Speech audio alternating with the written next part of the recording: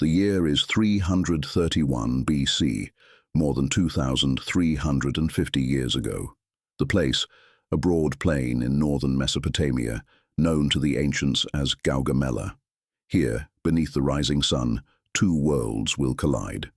On one side, Alexander of Macedon, 25 years old, undefeated in battle. On the other, Darius III, great king of Persia, king of kings, ruler of the mightiest empire the world has ever seen. This is the day their fates meet, the day the balance of the ancient world will shift forever. Before we begin, let me remind you, this is not the first chapter of Alexander's story. It is the fifth.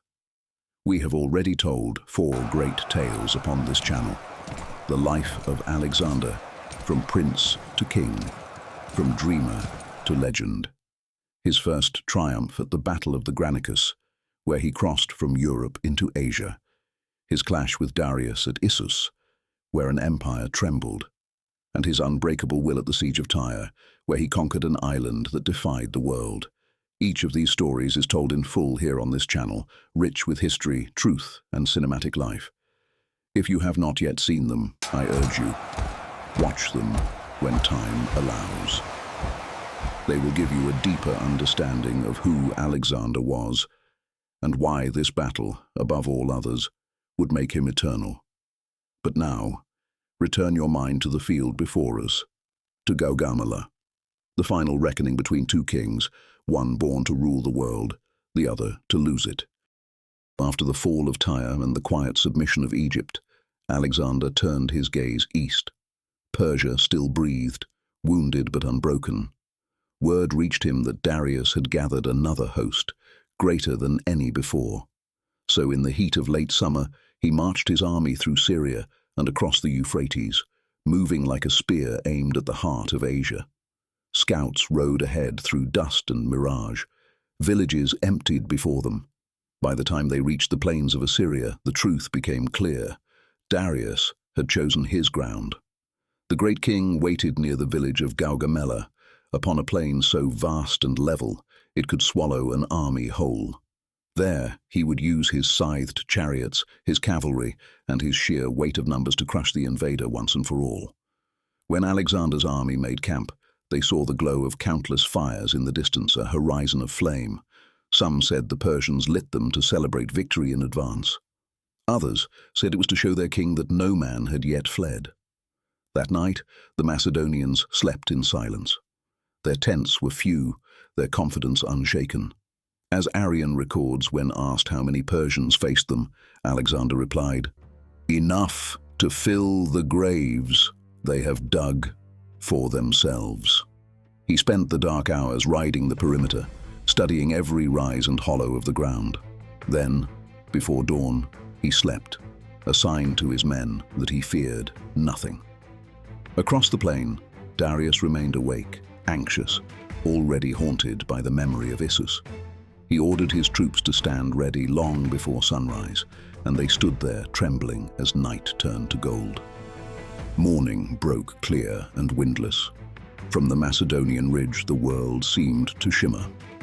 Alexander assembled 47,000 men, veterans hardened by 3 years of conquest. His formation was flawless, the companion cavalry on the right under his command, Parmenion and the Thessalians on the left, the phalanx between them like a living wall of iron. Behind, a reserve line of archers, Agrianians and light horse waited to counter any flank. Across the plain, Darius's army stretched for miles, perhaps 200,000 strong. In front stood 200 scythed chariots, their blades gleaming at the wheel. Behind them, war elephants from India, and further still, ranks upon ranks of cavalry from every province of the empire. At the center, Darius himself stood in his royal chariot, crowned with the tiara of the great kings, surrounded by his immortals. The air trembled with the sound of drums and bronze. Alexander raised his hand, signaled the advance, and the silence broke. The chariots came first. They thundered forward, blades spinning, dust rising in clouds. Alexander's men parted their ranks.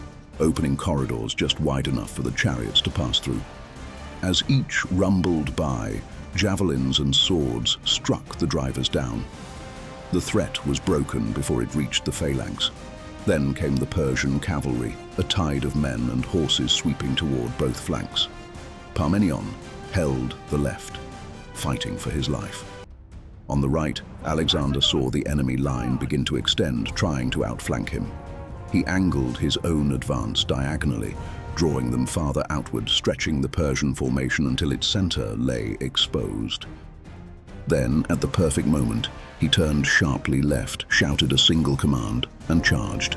The companion cavalry, 800 horse at his side, slammed into the gap like lightning striking dry earth. The phalanx surged forward in perfect rhythm. Dust swallowed the sun. Darius saw his center buckle and knew that death was upon him. The great king's guards fell around him. His charioteer was struck. The horses reared in panic. Alexander's lance splintered against a Persian shield. Then he drew his sword and drove through the ring of immortals. For a heartbeat, Darius stood before him, distant, framed by dust and sunlight, and then turned his chariot and fled. Once more, the King of Kings abandoned his army. The cry went up, "The great king has fled," and with it, Persia broke. What had been a wall of steel became a tide of panic. Men threw down their shields, trampling each other in their desperation to escape. The Macedonians pressed forward without mercy. Arrian tells us the Persians lost over 300,000 men that day, a number no man could truly count. The plain was littered with broken chariots, shattered armor, and the dead of every nation under Persian rule. The Macedonian losses were fewer than 200. Alexander pursued Darius until darkness fell. Along the road he passed abandoned wagons, overturned chariots, and the royal standard lying torn in the dust. The same banner that had led Persia for centuries. When the chase grew hopeless, he turned back toward the field, where the spoils of empire waited.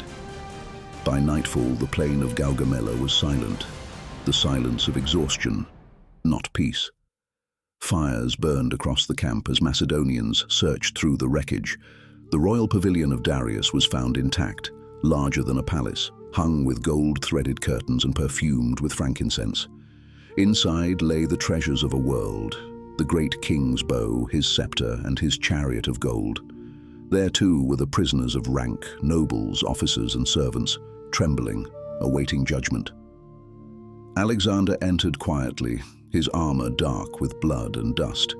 He stood in the doorway and said only, "This is the house of Darius, but fortune has made it mine." He ordered the wounded tended, friend and foe alike. No man was to harm the captives or plunder the royal family's possessions.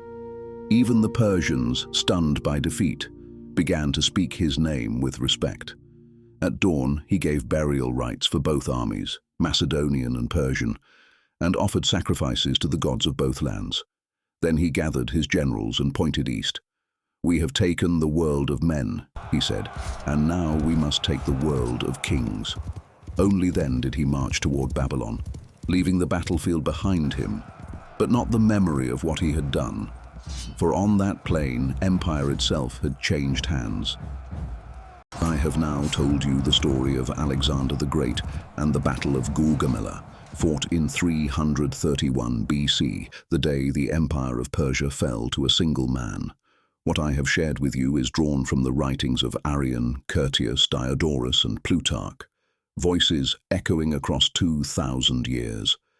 Their words are fragments, yet through them we glimpse the truth, that on this plain, destiny itself took shape.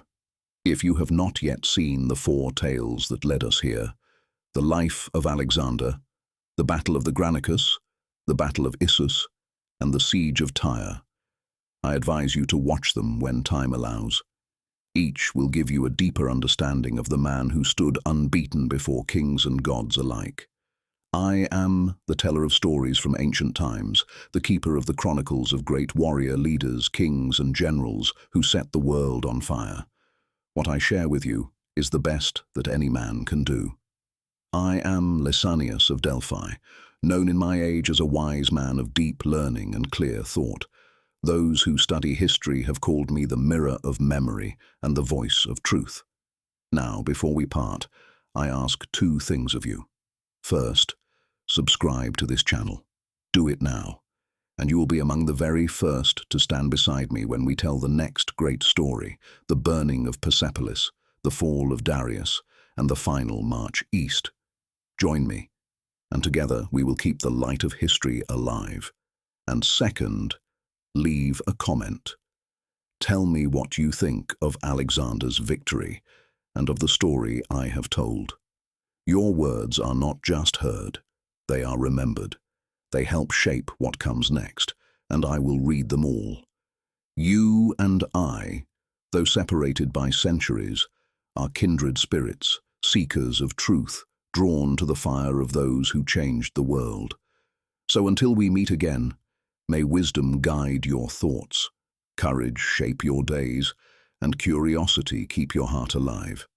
Farewell, my friend, until our next story.